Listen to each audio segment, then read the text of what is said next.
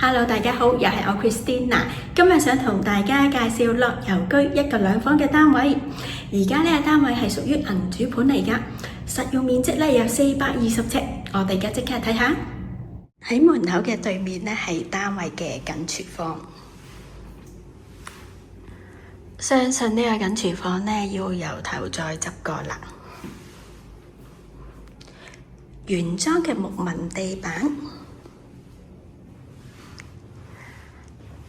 望出個景觀，主要望返荃灣鬧市嘅景觀。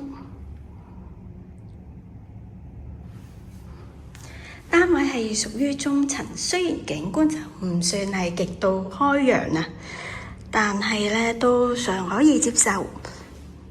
單位而家係一個銀主盤，我會覺得呢，如果買咗返嚟呢，自己都要再揾師傅執一執個單位，咁先可以住。